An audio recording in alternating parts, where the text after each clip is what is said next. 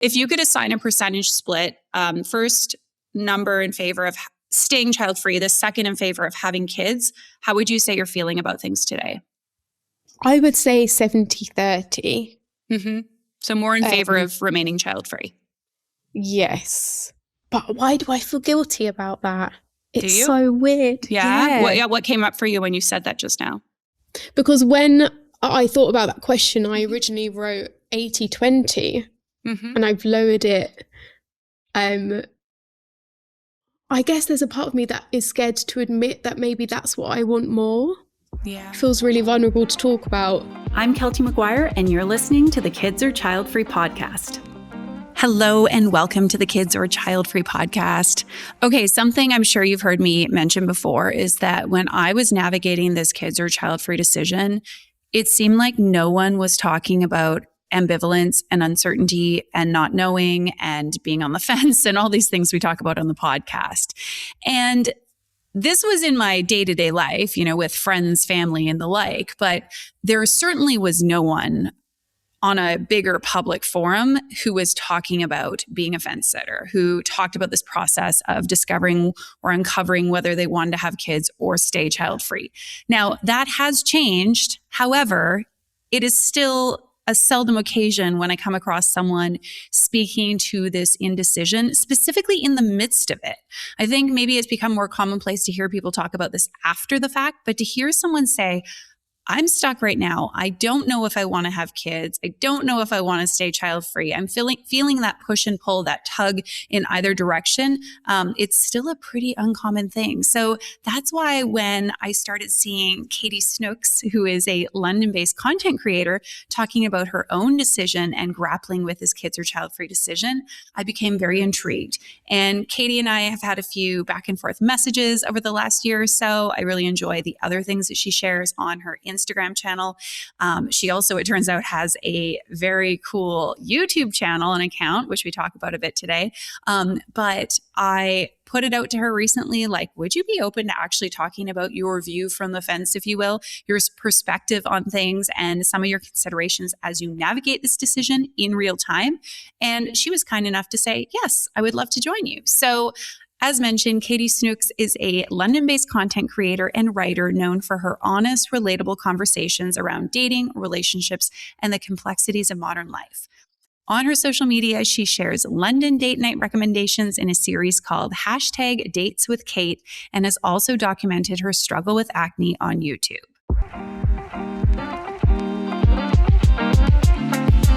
I'm so excited you said yes to joining me for this conversation. And before I have you introduce yourself, Katie, I want to read a little something someone sent me because it sort of tickled me. I mentioned yesterday on Instagram that you were going to be coming on the podcast, and somebody sent me a message that said, "Is this what it felt like to be a Marvel fan when the Avengers came out? So excited for this crossover." Isn't that sweet? I love that. We're a dream team. Brilliant. Yeah. Oh, I love that. That's great. So, I mean, we're going to talk about this today, but she goes on to write that from an outsider perspective, Katie looks like someone who has, quote, everything in place to make motherhood manageable. Solid finances, a village, flexible work, solid partnership, etc. I love that she's spoken so openly about her journal because I get so caught up in these external variables that I forget that most of this decision is about emotion. We'll maybe talk about that statement in a second, but why don't you tell us first, for those who don't know, Katie, who are you? And what are we going to be talking about today? Thank you so much for having me. I've been a listener of this podcast for so long, so it feels so great to finally chat to you. And you know what? That message is so funny because when I talk about this online, sometimes I forget that people actually like listening. But yeah, I'm Katie Snooks. I live in London. I make content online and I have been doing that full time for about 15 years now. It's been quite a while. And on Instagram and YouTube, I talk about London lifestyle, bit of dating, beauty, petite fashion, the baby decision, and also a bit of knitting. I started off talking mainly about beauty back in my 20s, and I feel very lucky to have a job that has allowed me to kind of change my content as I've gotten older. And so I think my followers followed me through a lot. They've seen me go through it all, and yeah, that sharing the baby decision has been a big part of my content over the last year and a bit, which has been really interesting. Yeah. I look forward to hearing about it. I'm sure it has been. It's a super personal decision. And I mean, I want to get into this decision and your experience with being on the fence, which is what we're going to talk about today. And I think it's important we do that because as a listener of the podcast, you know, the vast majority of people who come on the podcast have already made this decision, which there are, of course, things we can learn from people who've made this decision one way or the other. And yet I think I know for me, it was so validating and reassuring to know that I was not the only person who had been and was struggling with this. And so I just think there's something really special about somebody who's in the trenches, so to speak, to be able to speak to this. Me. Yeah, that's you in a public forum, which is something that we see pretty seldom. So what made you decide to start talking about this decision and to like weave it into the other sorts of topics that you discuss? I feel like this whole baby decision making process for me is something that has been on my brain every minute of the day. When I fall asleep, it's all I think about. When I'm in the shower, it's all I think about. It got to a point last year where it was on my mind so much that it was interrupting me from work. And I felt so isolated with that. And I remember just jotting down loads of notes in my phone being like, is this just me or is this something that others think about as well? And so I decided to just start posting content about that. And I remember the first video I filmed on the subject, I actually sat on it for like months. I was like, no one's going to watch this. What's the point of posting it? It feels really embarrassing. And I'm so glad I did upload that because the reaction from it was fantastic. And I realized that I actually wasn't alone and that me talking about this could somehow help others and kind of find a bit of a community of women who are like me, because I'm so used to being surrounded by people who are so sure in their decision either way. And I really felt like I was the only one who was struggling so much with that decision. Yeah. I relate to that so much. I know, it's funny because I'm curious how it'll be for you in hindsight once you make a decision either way, which I have every confidence you will. I remember feeling like I quite literally will never decide. Like time That's will just what I pass. feel like now. Yeah. Tell me about that. Well, is it bad to admit that? Like I want someone to make the decision for me. Yeah. Or I want it to happen.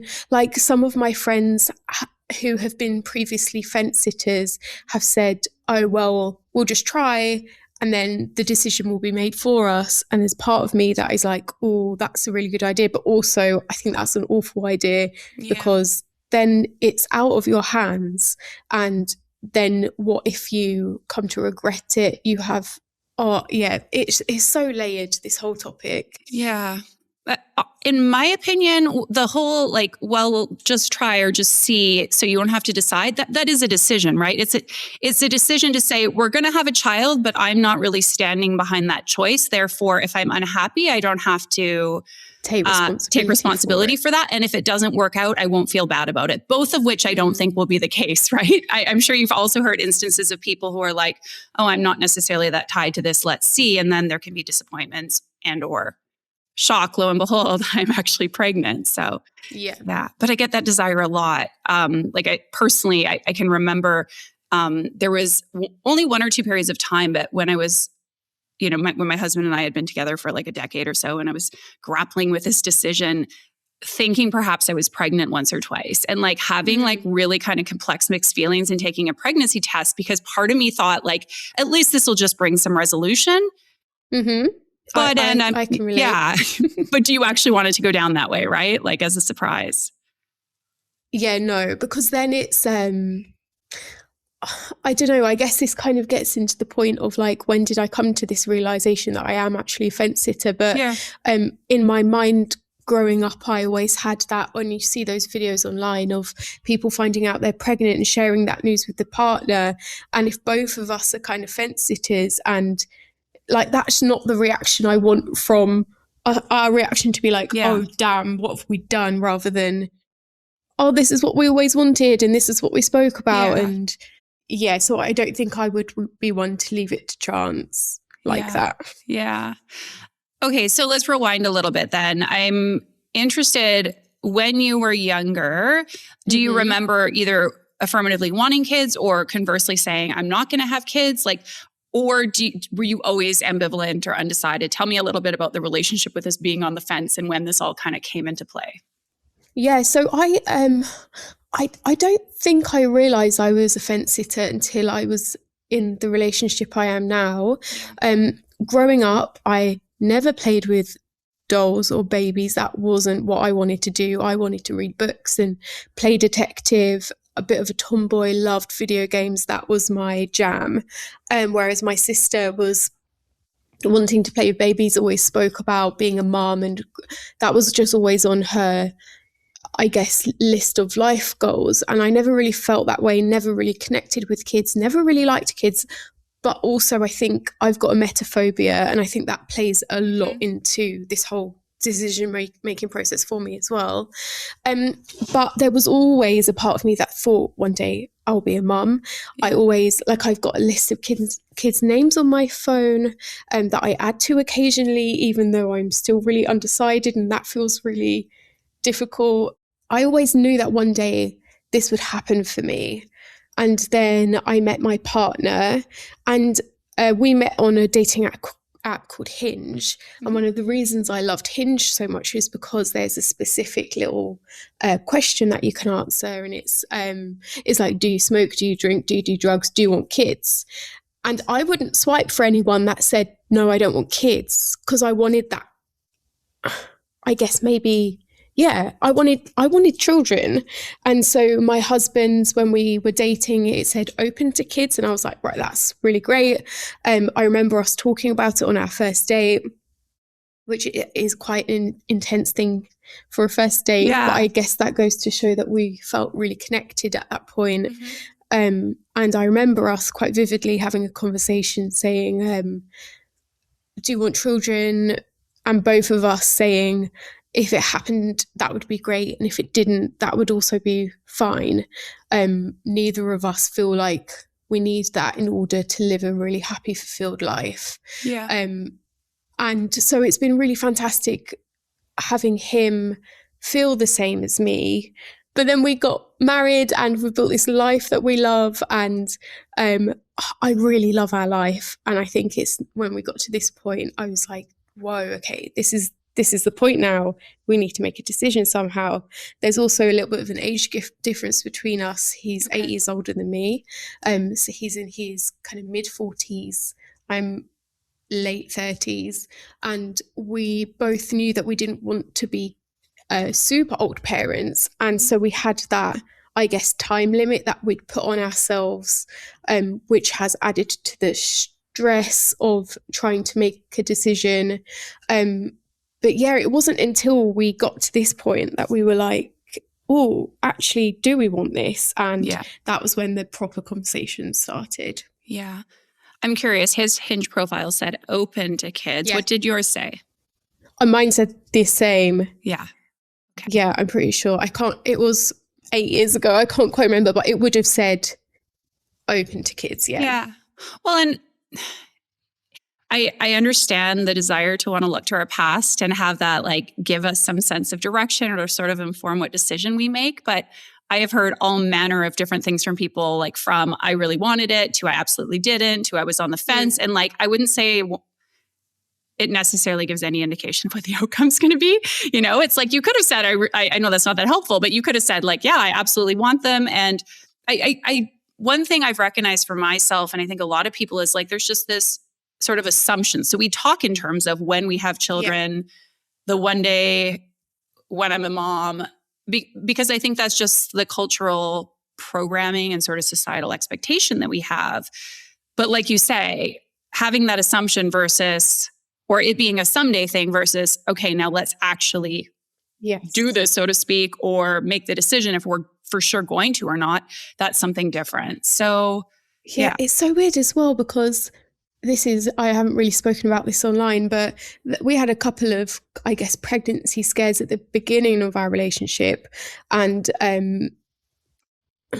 I was always really devastated when those tests came out negative, which is so mad because we hadn't been together that long. But back then I really was desperate for that with him. And so I guess that's also confused me as to why now I don't feel that same way. Yeah, I don't really have any explanation for that. It's just it might be relatable to some other people. Yeah.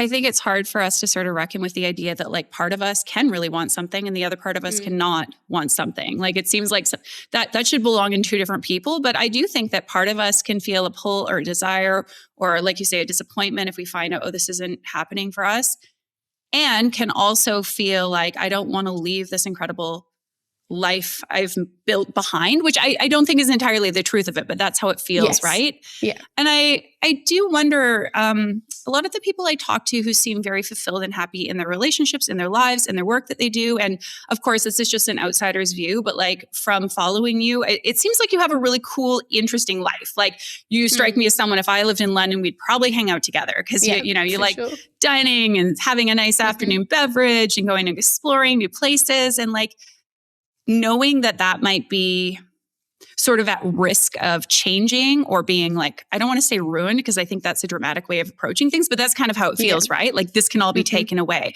Or is that something that you think about? Like, I'm curious if this feels high stakes because things feel so good in your life.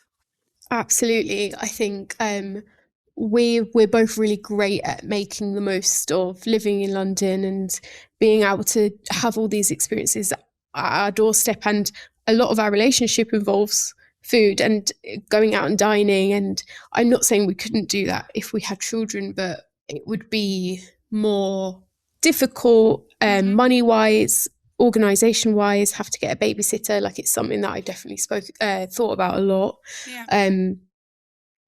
But also there's a part of me that thinks like if we did, then we'd be that couple that just takes our baby to a pub for a Sunday roast, and like I would want the child to have experiences like I had growing up dining out and experience in London. And I wouldn't want our lifestyle to change that much, but I know that that's way easier said than done, and the reality of it is probably a lot more difficult, at least in the early years. Okay. I'd be curious to hear, well, first of all, let me ask you a question. I love asking all my clients this when I start working with them. And you don't have to answer, by the way, or maybe this is something you've already like articulated, but if you could assign a percentage split, first number in favor of staying child-free, the second in favor of having kids, how would you say you're feeling about things today? I would say 70-30. So more in favor of remaining child-free. Yes. But why do I feel guilty about that? It's so weird. Yeah. What came up for you when you said that just now? Because when I thought about that question, I originally wrote 80-20 and I've lowered it. I guess there's a part of me that is scared to admit that maybe that's what I want more. Yeah. It feels really vulnerable to talk about, not just from external pressures, but also for myself to admit that, like to the part of myself that always thought I would be a mum.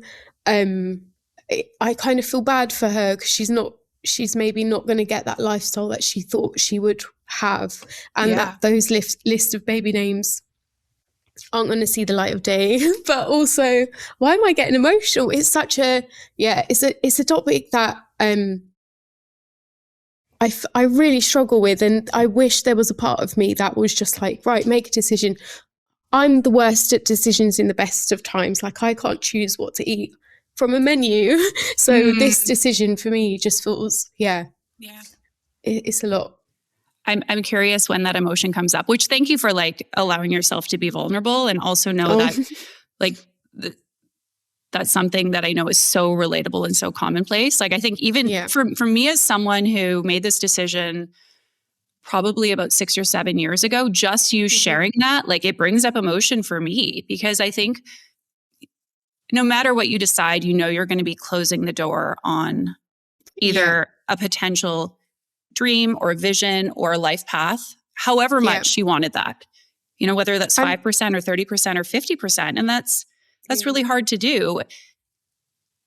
And or you're going to be closing the door on life as you know it today to move forward to something else. And so it makes sense you'd be feeling like grief and big emotions. Yeah, that's why it is so painful, I think, because I know that either way I'd be happy, but I know that either way there is something that I wouldn't have anymore. And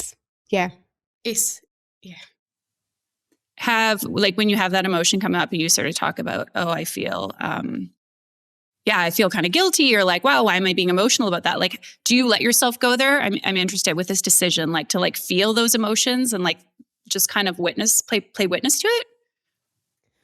That's a great question. I feel like I try not to think about it too deeply because I don't want to get emotional about it. But maybe I should be leaning into that more. I'm kind of one of those people that will keep things bottled until it gets to a point where I can't. I remember, I think it must have been this time last year, we'd kind of, I guess I should talk about the decision-making process that my husband and I decided kind of journey to go on. But should I talk about that now? You can talk about it whenever you want, or whatever's helpful for you. If you can like connect the dots back to this, or take the conversation where you'd like, Katie. So my husband and I were on the fence, and we came up with an amazing action plan that we thought would really help us. And spoiler alert, I think it made things worse. I haven't really spoken about this online yet, but so we set ourselves the time limit of a year, bearing in mind that we didn't want to wait too long if we were going to start trying for a family. And so we split it into quarters. Q1, we were going to get our fertility tested. I thought it was really important for us not to be naive going into the whole process. Q2, we were going to take those results and kind of come to some sort of decision. Q3, we were going to live with that decision that we had made for 3 months.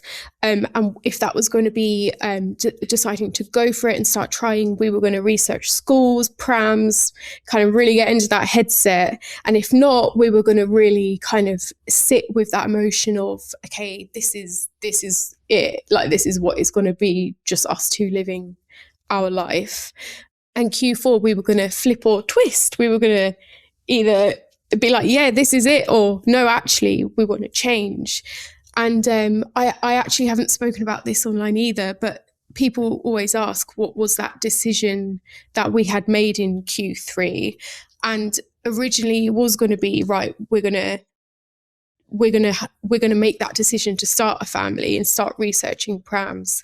But there was a part of me that said, actually, I would rather sit with the decision of not, to see if then I felt that loss and that regret of not. Does that make sense? Yeah, I think so. Yeah.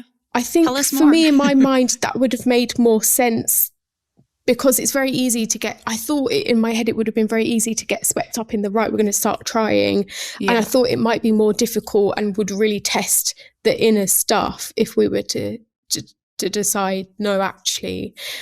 So that's what we did. And then it got to the end of the year and we couldn't make a decision. And then the conversations continued. And then I started making content about the topic. And then everyone's opinions started layering up.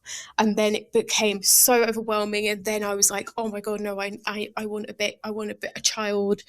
And then I kept bottling this all up, and then kind of just exploded to him. And he was like, whoa, I had no idea it was still on your brain quite so much. That was a big tangent. No, you've come full circle.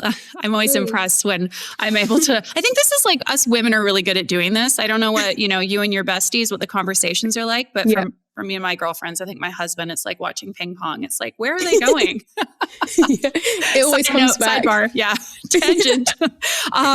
Well, you were talking about, like, I was asking the emotion that's coming up for you when you think about not having a child and the guilt and potential loss, like you were saying, maybe you haven't let yourself really sit with that and you have a tendency to bottle it up. But it sounds like then, I think, you know, to bring it back to this example of your long decision journey, that like inevitably those emotions still came or come up for you.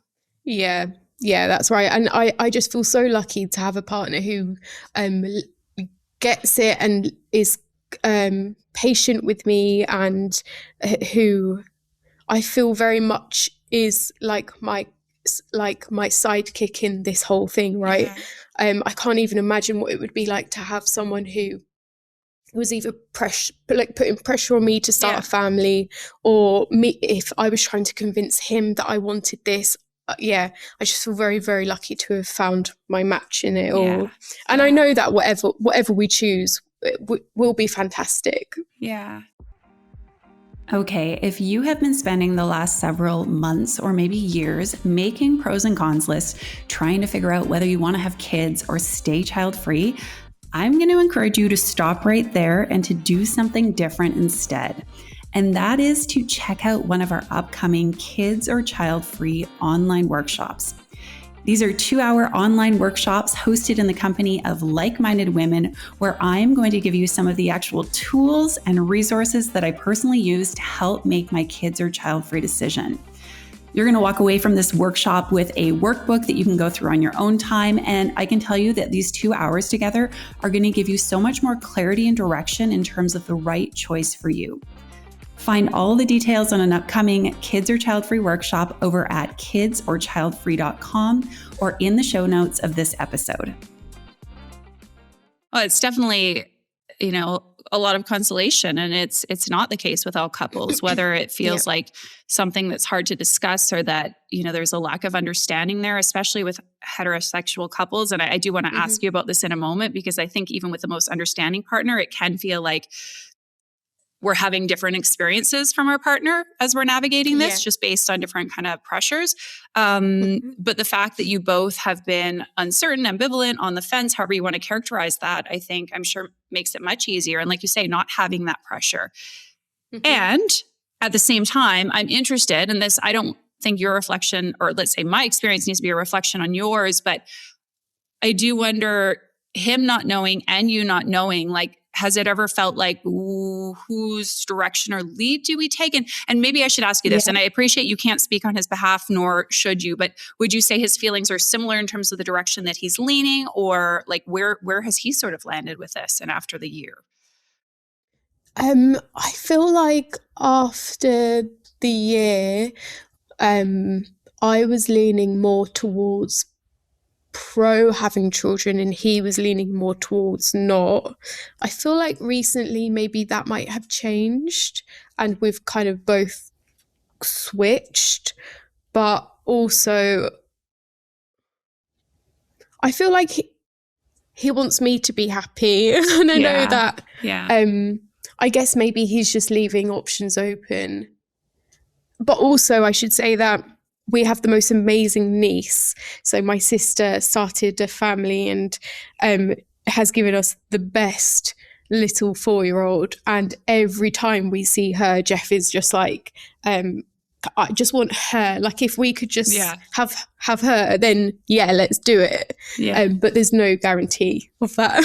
But seeing him with her is just, I think that's definitely made us more pro having children, because he's brilliant with her, and it's true what they say that you don't really understand. Well, not you don't understand, but like your heart just grows a little bit bigger. Yeah.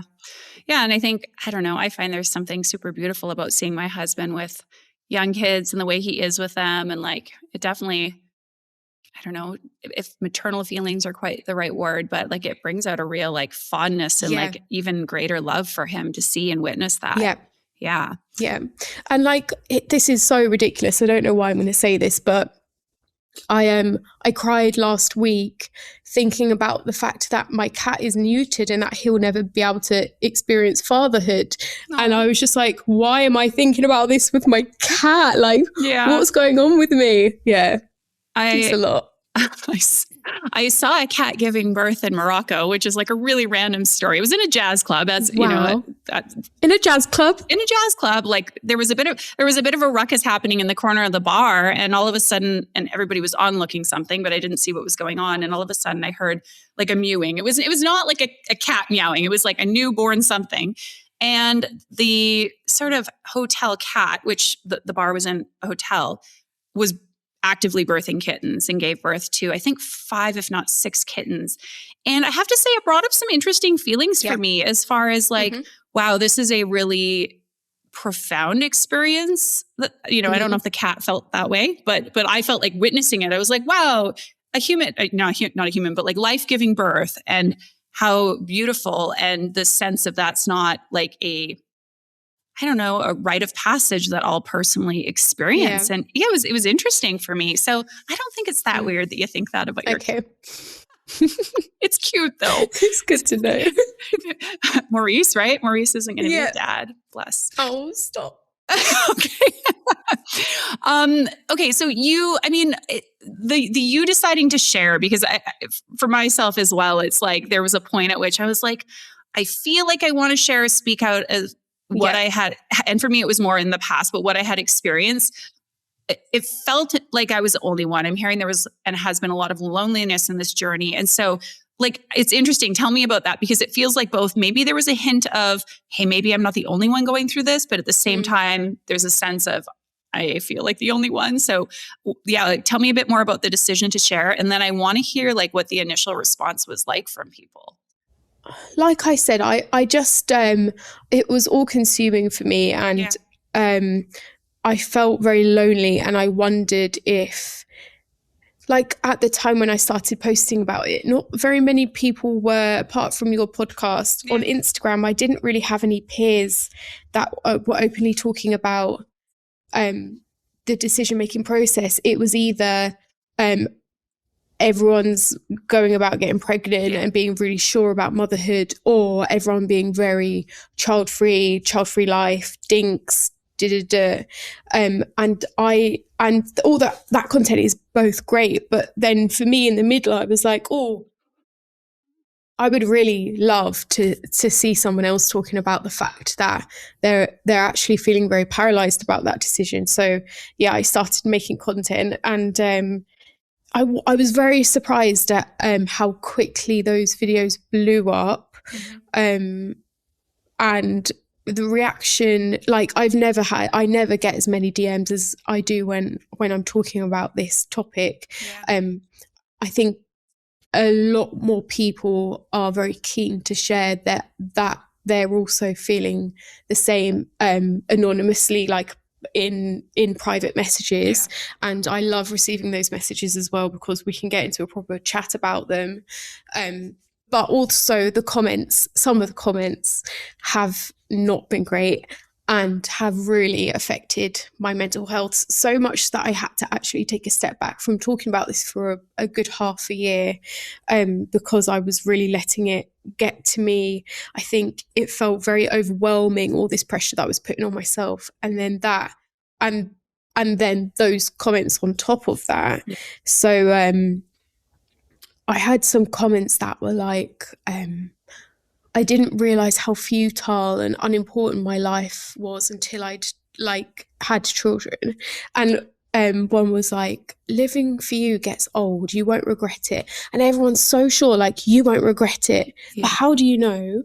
But then also the whole other layer on top of that of, well, what if we decide to try and then we can't? And how you're saying that, well, my life then isn't important. I just felt, because especially back then I was leaning more towards living a child-free life, I kind of just felt like everyone was being very patronizing and basically saying that my life wouldn't be fulfilling or successful or truly incredible until I had children, and that added so much guilt on top. I don't know if you've ever felt that as well. Yeah, I mean, it's definitely things that I've had to navigate. And I hear this so much from people, like the idea that if we don't have children, we somehow need to like otherwise justify our existence, or that like we're kind of living a half-life if we don't have kids. And I agree. I think it's so patronizing to imply or say like, essentially like, I too was ignorant like you, but now I am enlightened. Allow me to tell you how things will be. I just think it's like really, really harmful. Like you say, not just for people on the fence, not just for child-free people, but also for people who would really like to have children who are unable. Like, and it's so silly because what makes me angry, I think, and this is especially the case for women, is that it's almost like our existence is validated if we have another child, which is like, it becomes so circular. It's like the only way to justify me being here is by having another. And the only way for them to justify being here is having another. Like it's, I mean, you've probably seen the jokes about it's like the ultimate multi-level marketing scheme, but it kind of feels like it. Yeah, and then everyone gets on that triangle and is like, actually, it's not as good as everyone's made out. But apparently that doesn't stop once you have one. Apparently then it continues for another, like you said. And it's just, we can't win either way. We can't really win. So it's just another reason to make a decision for you and not for anyone else. Totally. I think, you know, being mindful of the voices we listen to. And for me, as you probably like see and hear, and the people I showcase for the most part, it's like people who have like a very like, I kind of think of it as a nuanced level sort of view and perspective. And that's not to say that they may not experience that for themselves, but they recognize enough not to prescribe that to someone else and say, therefore, this will be your experience.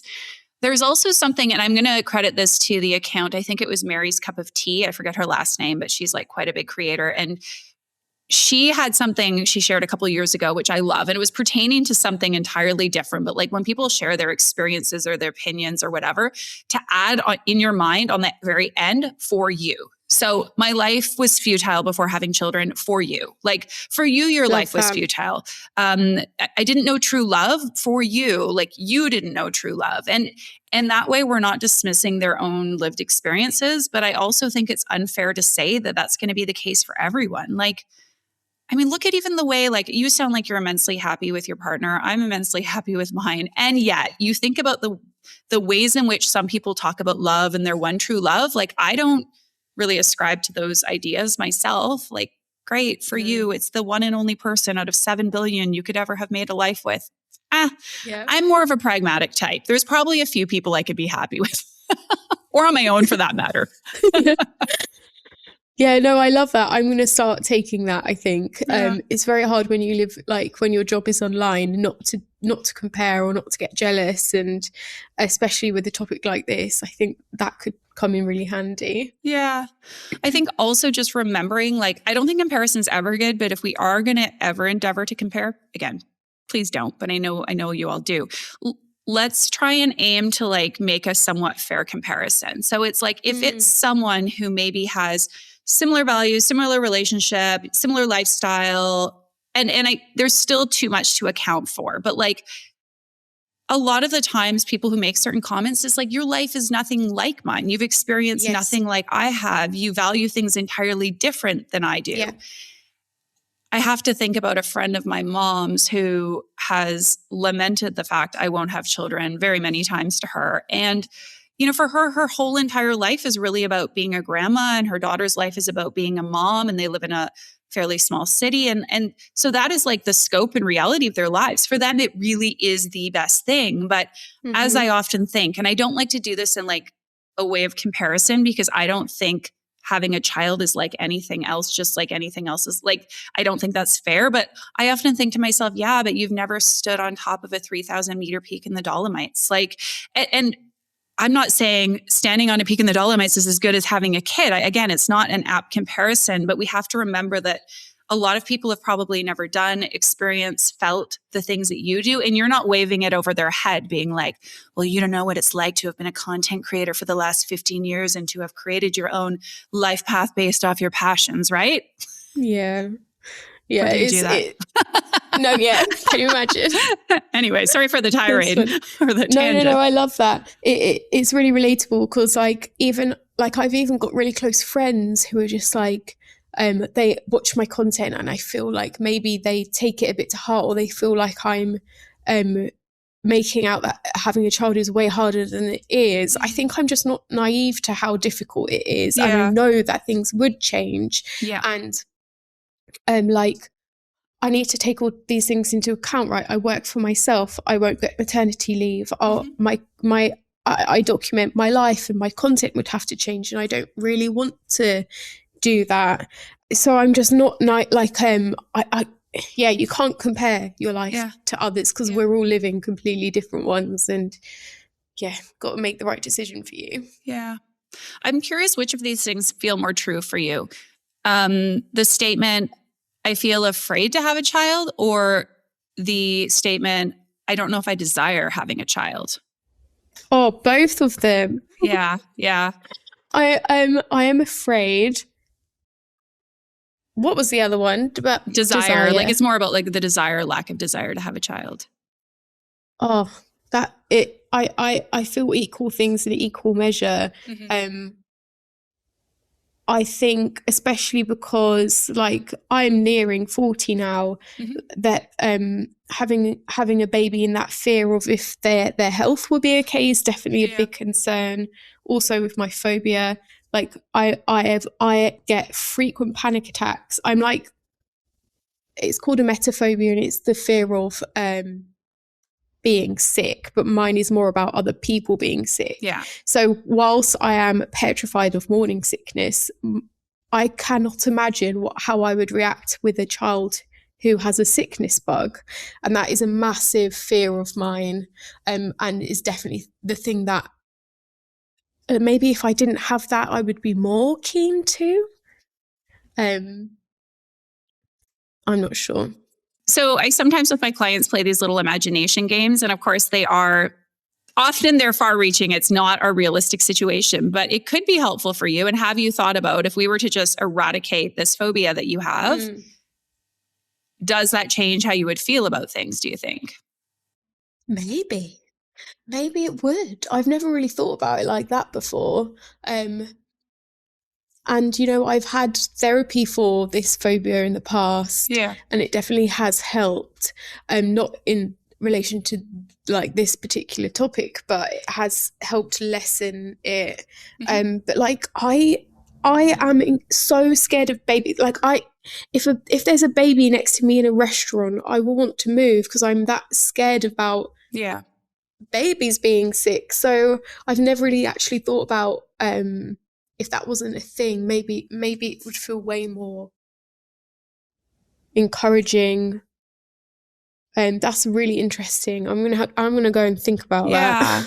Well, and so let me just tell you a little more my line of thinking, because and this, by the way, for anyone listening, we can do this sort of exercise with like any one factor that you feel like might be clouding your decision. Now, of course, the implication is not that I can just make that thing go away, for example. And a lot of times we don't know how our desires might change. So for somebody to say, well, if I had a partner, maybe I would want this, that may not be something that's available or possible, right? But the nice thing is when we, again, sort of play these little games, and I think of it as almost like, okay, if I had to make motherhood appealing for you, or we felt like it was compelling, like what would get you excited about it? What would that need to look like, right? It might be like, there's no such thing as a child ever throwing up, right? Okay, of course that's not possible, but like, let's just think about the circumstances that would get Katie to feel like, yes, I feel good about this. So we don't have to do that right now, but like as an exercise for yourself, what would make this? We'll talk about ideas like the hell yes, or the affirmative 100% yes, I'm doing this idea, which I think can be quite harmful. But what would make this like a hell yes for you? Then we can say, okay, if we were to sort of like add these things back in, like at what point does it become a no, I'm not doing this? Like, is there a breaking point? And it also can allow you to figure out what to address, because rather than solving for the problem of, I don't know if I want kids or not, the problem then becomes, how much am I able to or willing to do to address these particular hurdles? Like the problem then becomes either the emetophobia or the ability to manage things financially or whatever it may be. And I just want to be clear, like we don't have to solve all these problems. There, for example, for me, like my own mental health was a big consideration in having a child. And it's like, could I have managed? Could I have gotten the support? Could I have coped as a mom who struggles with depression, anxiety? Yes, of course. But it's like, those just aren't the problems that I feel like tackling in this lifetime. I mean, I've frankly had to enough, like minus a child. So I don't know. It just might be a little bit of like helpful framing to sort of like get a little more to the root of some of those things that might be standing in your way. And then those being the topics of conversation, whether it's in therapy, coaching, through journaling, through conversation with your husband, that may or may not be helpful, but it could help you get a little more understanding of like what is actually standing between me and this decision. That feels like, I think, some of the best advice I've actually heard. I have never heard it broken down like that before. And like, my notes app on my phone is just littered with pros and cons lists and day in the life of a child-free person, day in the life of a mum, and they're all well and good, but it's so hard to weigh them all up. And actually, I think looking at what is actually holding me back, what I'm actually scared of, what are those actual fears, and if they weren't a consideration, how would that impact the decision? I think, that's fantastic advice. I'm going to go and work on that. Okay. I hope it brings a little bit more like relief, and we can think about it similarly. And maybe I'll ask you, just because I think it could be helpful for people who are listening, if you were to detail, like, so maybe we'll say emetophobia is one of them, but what are 2 or 3 other fears you have about becoming a mom or having a child? I think my work is massive. I wouldn't want that to be affected, but I know that it would. I also, I think some of the brands that I work with within my content, they aren't really geared towards motherhood. Like, I've heard horror stories in this career of mine where a creator will get pregnant and then will get dropped from a campaign because they don't want their brand to be connected to maternity, which is just like shocking. That, and as someone who relies on this as like to pay my mortgage, that it just seems very risky. I think my husband and I are also just very we love really investing time and effort into our relationship. And the fear from both of us that could be like, that could change or be impacted, and obviously it would be, especially in the early years. So maybe it's a case of looking at it like it isn't permanent, that kind of hardship in the beginning, and it does get easier.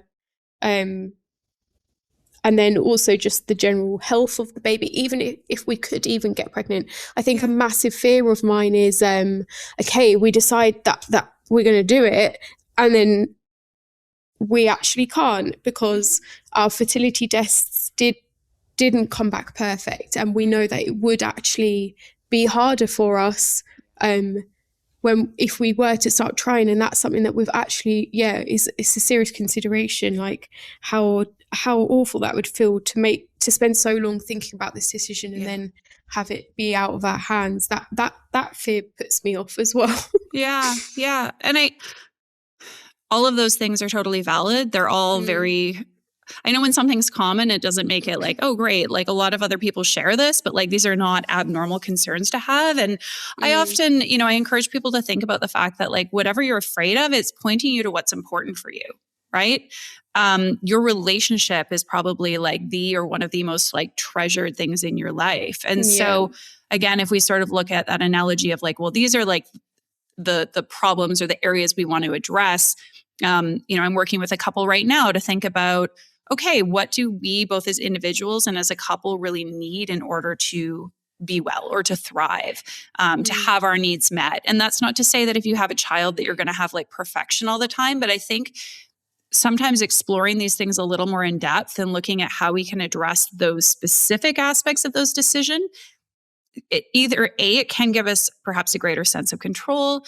It can help us realize like there are things we can do. It's not just like we have a child or we stay child free and then the entire future is dictated for us. It's like we look at this decision so dichotomously, but it's like there's a million possible ways that parenthood could look, and there's a million possible ways child-free living can look. And I know that can feel scary, but that also can be empowering to know that there are like steps and stops along the way in which you can change course. It's not all predestined, if you will. So thinking about some of those things. And then on the child-free side, what sort of things make you feel afraid of remaining child-free and committing to that path? It's nothing else, I don't think, other than the fear of regret, which is not a good enough reason to go into having a child. But yeah, the fear, and also like looking at how happy our parents, like how happy we make our parents, and knowing that that isn't like that, but also that's not guaranteed, because some people don't have amazing relationships with their parents. Like there's no, and also the fear of, I'm going off on a tangent again. No, this is amazing. I listen to a lot of true crime, and what if I give birth and they turn out to be a murderer? And I know that the chances of that are very low, but these are the things that I think about. But yeah, I see, especially with Jeff, he's an only child, and I see how happy he makes his parents, and that is something that I worry about regretting if we were to go down the child-free route. Yeah. Would you say that you mentioned you struggle with decisions. Are you someone who regrets many of your choices in life? Great question. I've always been one of those people that is like, no, I don't regret anything, because they've led me here and they've made me who I am today. And the regrets I do have in life are really ridiculous and stupid. I wish I would have bought that one pullover at the store. It was so beautiful. Yeah. It's like, oh, I regret not going up to that person and saying something, or it's like, it doesn't matter in the big scheme of things. But will I ever come to a decision? Yes, Katie, you will. You will. Listen, I think, and you're arguably already in the same place that I was when I made my choice, or when I like got closer to a choice. But I think it's realizing, like,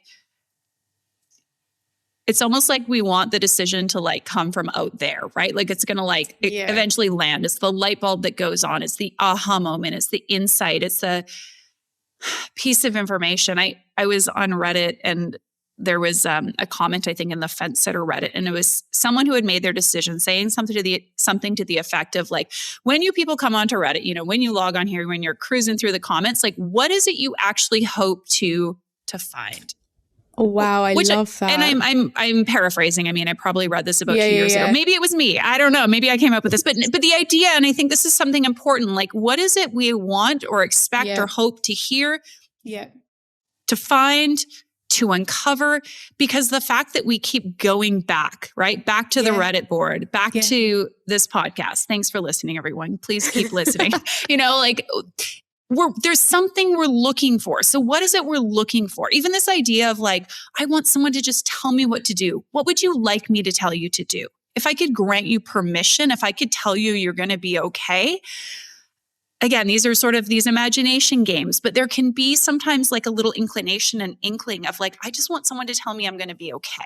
Or I want someone to tell me they don't regret their decision. Or I want someone to tell me that they had a kid and their whole life didn't suck and wasn't ruined. It's like, it might be all of those things, but like the place you keep going back to, like, what is that confirmation or affirmation you're looking for? And partly this is rhetorical, but of course, not rhetorical, but like go think about it, chew on it. But of course, if anything comes up for you, feel free to share. Yeah, they're very addictive, aren't they? I find myself always going back to the Fence Sitter Reddit and also the Regretful Parents Reddit. And I don't know what I'm looking for. I've never asked myself that question, I guess. I love the posts where people say, I was on the fence, I did it, and now here's my honest reflection on how it's actually been. From a fence sitter's perspective, I love those kinds of posts. I also love the Instagram accounts of like just kind of women in their 60s, 70s living their best child-free life. I find those so empowering and inspiring. And when we had to kind of come to that initial decision of, okay, we'll sit with the idea of being child-free, like I got really excited about signing up to some new courses, and like I was going to book myself a pottery course a week away in Tuscany, and there's still parts of those, like there's still things like that I want to do, and maybe it's just not the right time just yet, but maybe it will be in the future. But then will it be too late? I think. I think this idea of like, will it be in the future? You're someone who has like a huge curiosity and interest in life. There's always going to be the pottery course in Tuscany. There's always going to be that additional thing you want to do. And I would view it more as, how can you either create a motherhood path that's going to allow you to still experience some of those things, maybe not with the same sort of frequency that you do now, or maybe it's not going to look the same way. But like, I think you either have to figure out how you can make room for some of those things that are important to you, because I just don't see you as someone whose like full and only identity is going to be mom. And I don't think that's going to be healthy for anyone. And or like allowing that to be, I don't want to say like enough, because it makes it seem like our child-free lives are like the consolation prize in what could be. But I guess, when you talk about, I guess what comes to mind when you talk about how happy you make your parents and Jeff makes his parents, is like, that can be so true. And I think people's children can be like an amazing blessing and like fulfilling aspect of their lives. And there can also be other things that can like fill our cup, so to speak, right? So it's like, it doesn't discount it. I see for people who've had kids, I'm like, yes, this is an incredible, fulfilling, wonderful experience. And I'm going to go have other incredible, fulfilling, wonderful experiences. Yeah. And like, I know it's hard not to compare those two and to be like, but what's the superior? I try and tell myself, if I feel good in my life today, if I have a measure of fulfillment and joy, and there's possibility and ideas and curiosity, there's nothing to suggest that I don't have the capacity for those things in the future.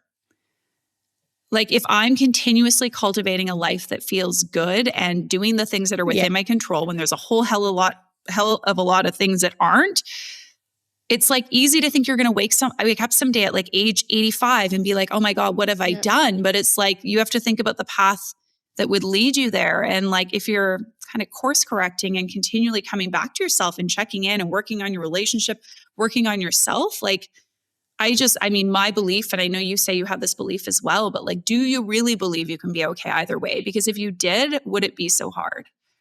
That's great. Oh my God, we're having like a proper therapy session. I didn't mean to, but I'm not even a therapist. Disclaimer, folks, I'm not a therapist. I do coaching.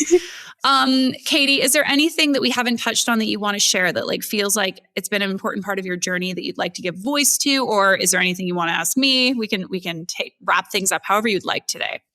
I wrote some notes down before we spoke today, and one of the things that I wrote down was about external pressures and knowing that everyone means well, but how sometimes that isn't always necessarily helpful. And the thing that came to mind was my granddad, who I don't have a relationship with anymore for other reasons that are actually kind of involved with children. I won't go into it now. It's a whole topic.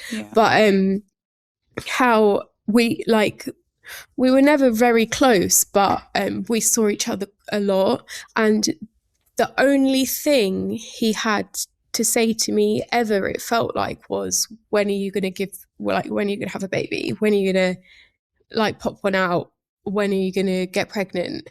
And it got to a point where I got so frustrated with that. The last time he asked me, I actually said back to him, there's more to me than making babies, Granddad. And I think after that, well, our relationship kind of ended. But I think it's very important to be able to stand up for yourself and to not just give in to those pressures just because you feel like everyone else wants it or would make everyone else happy. I don't know why I wanted to say that. I just felt like I should. Yeah, absolutely. And I mean, good for you for effectively like standing up for yourself and standing behind the idea that you're like more than a vessel, which you are, right? And again, it's what we were talking about before. We are more, as women and men for that matter, than the people that we do or don't procreate. Like we can be enough on our own. Yeah, like I've got work going on, I've got travels, we've got an amazing relationship. Like, they are way more interested in, rather than, like, instead of when you're going to have a baby in you, kind of thing. Yeah, absolutely. Thank you so much, Katie. I want to talk about your writing, because you have a book that's coming out in the fall, which I just think is incredible. Will you tell us a little bit about it? And I understand we can pre-order it. Oh yeah. So it's a spicy paranormal romance. It's called The Ghost of Ex's Past, and it is coming out in October, and you can pre-order it now from, I think, any bookstore. Definitely Waterstones and Foils. So yeah, I'm very excited about it. It's been a dream of mine since I was a tiny girl to be able to write my own book, and this one is just a very nice, easy read, bit of romance, bit of spice. It's just been really fun to write, and I can't wait for the world to read it. Yeah, I'm so excited. I'm an avid reader myself. And I have to say, I've never read a paranormal romance. So I'm like super curious about it. And I just, kudos to getting your first book published, and that. Thank you. I can't wait. I'm very excited. Yeah, I'll have to make sure I get my hands on a copy as soon as it comes out so I can do a full report and review. And I know we have a lot of readers in our audience. I've definitely had people tell me like, oh yeah, I've been reading all the books you recommend. Granted, a lot of them are on this topic, but I know that we like reading other things as well. So I'll make sure to include links to where you can purchase that in the show notes. Can people also buy it internationally or just in the UK? Like if we have listeners in the US or Canada? Yeah, I'm not 100% sure about that, but I will share any details on my Instagram. So if you did want to join me over at Kate Snooks, that would be amazing. That was my next question. Okay, so where can people find you and your content? And Instagram, Kate Snooks, and also YouTube, Snooksy. And I think that's everything on YouTube. I share my weekly vlogs, follow me around London for a week, and they're always really fun to film. And we always sometimes get into conversation about topics like this as well. So I think if you're in your 30s and are traveling to London or wanting recommendations, it's a good place to go. Yeah. And also if you like knitting. So you don't sell any of your knitted items, right? You just do it for yourself. I want you to make me one of the little Sophie scarves that are so trendy right now. They are so fun. You know what? That's so beginner friendly. That's what they say, but if you ask my husband about my knitting and craft projects, you'll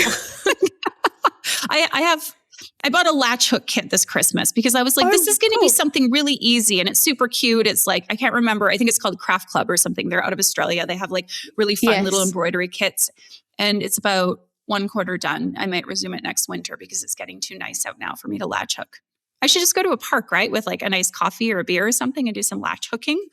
Anyways, about knitting. And I even found a how-to video for the Sophie scarf where you can literally do it with him, but I feel like I'd rather just support a maker. So, okay, well, if you're listening and you make Sophie scarves, just send me a message and I'll buy one from you. How's that? Yeah. Or if you know somebody on Etsy, and I'd like it to ideally be merino or cotton or some. No, you want a cashmere for the Sophie scarf. Cashmere. Okay, well just then it's one ball of cashmere. Okay. Yeah, perfect. The point is no acrylic, or I don't only the best for me. Nothing scratchy. Yeah. It has to be soft and it has to be environmentally friendly. So, okay. Yeah. Wonderful. Thank you so much, Katie. It was so nice talking to you, and I'm sure you'll be hearing from a few of our listeners because I know this conversation will have resonated with many people. We will share the links as well for all the stuff. I kind of cut you off, but you do knitting projects as well, which are just incredible. Oh, yeah. It's all of that. Thank you. It's been so lovely to talk to you today. I feel somehow a bit freer and looser and more positive about the whole decision-making process as well. So thank you so much. Good. You're most welcome. Don't go just yet. I have one more thing I want to share with you today, and that is an ask.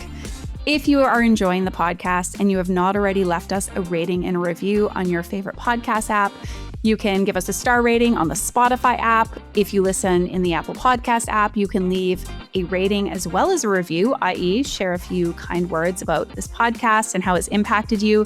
This goes a really long way in helping our podcast get discovered by other listeners, prospective, or I should say fence sitters who need some help with their decision. It'll just take you a quick moment, and it truly does go a long way. So again, rating, review, make sure as well that you're subscribed to the podcast so you always get future episode updates. And otherwise, I wish you a beautiful rest of your day.